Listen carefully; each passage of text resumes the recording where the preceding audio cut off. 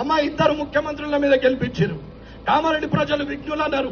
ఇద్దరిట్లలో ఒక్కరు ముఖ్యమంత్రి అవుతారని మీకు తెలుసు, నాకు తెలుసు. అయినా నన్ను ఓటేసి గెలిపించారు. నేను గెలిచిన నుంచి గెలవక ముందు అదే కారులో ఒక్కొన్నే వచ్చిన, ఇయ్యాల కూడా నేను ఒక్కొన్నే వచ్చిన.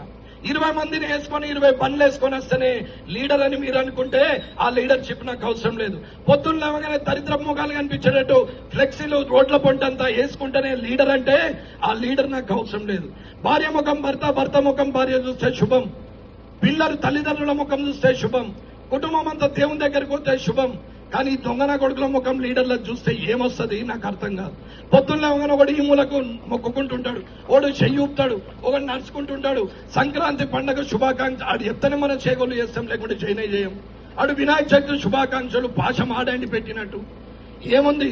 దీపావళికి పేనీలు అంతా కూర్చు, సంక్రాంతికి ముగ్గులేపిస్తే కూర్చు. అదే పని తప్ప వేరే ఆలోచనే లేదు. అమ్మా మున్సిపల్ అంటే కోట్లు. మీకు అర్థమవుతుందా? అభివృద్ధి ఏందనేది కూడా తెలియని పరిస్థితి. 90% జనానికి 90% కూడా చదువుకున్న వాళ్ళకు కూడా మున్సిపల్లో ఇంత ఉంటుందని తెలియాలని చెప్పిన. అమ్మ ఎవరికి ఓటేస్తారనేది మీ నిర్ణయం. నరేందర్కి వేసుకోరు, ఇంకోనికి వేసుకొని కానీ నిజాయితీకి ఓటేయండి. నిజాయితీగా కాకుండా మీరు అనవసరమైన లంగల్ని గెలిపిస్తే మీ కిందికి నీళ్ళు వస్తాయి తప్ప ఎవరికేం లేదు.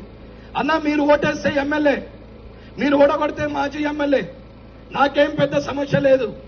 నేను ఓడిపోయినా, నేను గెలిచినా, నేను పర్మనెంట్. రమణారెడ్డి పర్మనెంట్, నా క్యారెక్టర్ పర్మనెంట్, నా నిజాయితీ పర్మనెంట్. మీరు ఓటేస్తే ఎమ్మెల్యే లేకపోతే మాజీ ఎమ్మెల్యే, కానీ నా క్యారెక్టర్ అయితే పోదు. అంతా ప్రాణం ఉన్నన్ని రోజులు నిజాయితీగా ఉంటాం. తినేది లేదు, తిననిచ్చేది లేదు. ఇది కామారెడ్డి మార్పు కోసం మిమ్మల్ని కోరుకునేది. మీకు తెలవాలని చెప్తున్న లెక్కలు. ఈడ అమాయకులు ఉన్నారని నేను అనుకోవట్లేదు, అర్థమైతలేదనేది నేను అనుకోవట్లేదు. కానీ అర్థం కాకుండా నాకెందుకులే అనుకునే ఒక మనస్తత్వం అందరికీ అలవాటైంది. అమ్మా మనకే అవసరం, మందికి అవసరం లేదు. మనకే అవసరం అని చెప్తున్నాం. ఆ రోజైనా ఈ రోజైనా అదే చేస్తున్నాం.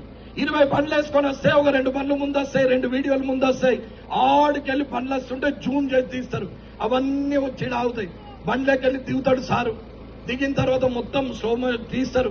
మీతో మాట్లాడి మళ్ళీ ఎక్కుతాడు. పోతా ఉంటాయి. ఇది మళ్ళా సోషల్ మీడియాలో బాలకృష్ణ సినిమాలో బాలకృష్ణ కొంచెం స్పీడ్ దిగుతారు, కానీ వీళ్ళు అంతకన్నా ఎక్కువ స్లో మోషన్ లో దిగుతారు. దానికో పాట దడు అన్నొచ్చిండు అన్న దేనికి వచ్చిండు, ఏం బీగనికి వచ్చిండు అనేది తెలవాలి కదా. ఇది కూడా అర్థం కాకుండా మరి లీడర్ గాడా మరి రమణారెడ్డి 2 బండ్లు 40 బండ్లు వేసుకొని రారాదా? వస్తా, 20 బండ్లు వేసుకొని వస్తాను రేపటి నుంచి. కానీ 20 బండ్లలో 20,000 డీజిల్ కావాలా?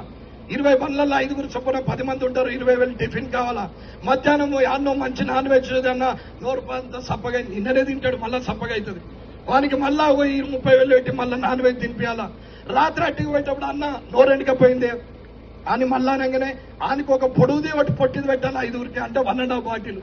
దాని వెంబడ స్నాక్స్ పెట్టాలి, చికెన్ 65. అది తిన్న తర్వాత ఎవరికల్లా 50,000. అన్న వచ్చేటప్పుడు 10 ఫ్లెక్సీలు, 10,000, 1,00,000. ఓన్ దగ్గర సంపాదించాలా? ఎవరి మీద సంపాదించాలా? మీ కావా పైసలు? మీ పైసలు కావా?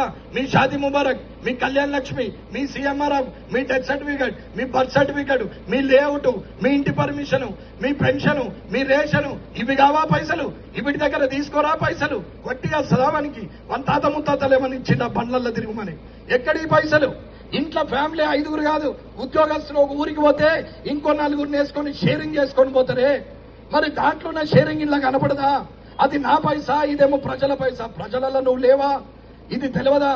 ఇది ఆలోచించకపోతే ఎట్లా? కాబట్టి ఆలోచించుకొని నిర్ణయం తీసుకుంటారని కోరుకుంటూ